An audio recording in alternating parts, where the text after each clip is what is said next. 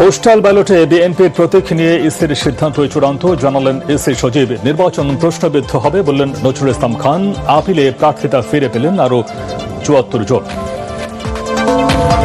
১২ ফেব্রুয়ারি নির্বাচন আয়োজনে দৃঢ়প্রতিজ্ঞ সরকার। মার্কিন কূটনীতিকদের সাথে আলোচনায় বলেন প্রধান উপদেষ্টা, সব রাজনৈতিক দলের জন্য সমান সুযোগ নিশ্চিত করা হবে। আগামীকালের মধ্যে ঢাকা সেন্ট্রাল ইউনিভার্সিটির অধ্যাদেশের গেজেট প্রকাশের আলটিমেটাম শিক্ষার্থীদের। সায়েন্স ল্যাব সহ রাজধানীর বিভিন্ন স্থানে অবরোধ, নগর জুড়ে তীব্র যানজট। ত্রয়োদশ জাতীয় সংসদ নির্বাচনে জয়ী হলে সংখ্যালঘুরা নিরাপদ থাকবে, জামায়াতের সহকারী সেক্রেটারি জেনারেল ইহসানুল মাহবুব জুবায়ের।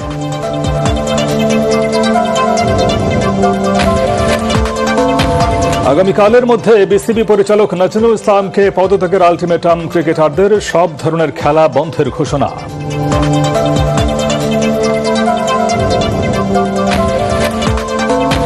এবং শতাধিক ব্যক্তিকে গুম ও হত্যার ঘটনায় সাবেক সেনা কর্মকর্তা জিয়াউল আহসানের বিরুদ্ধে অভিযোগ গঠন, আনুষ্ঠানিক বিচার শুরু।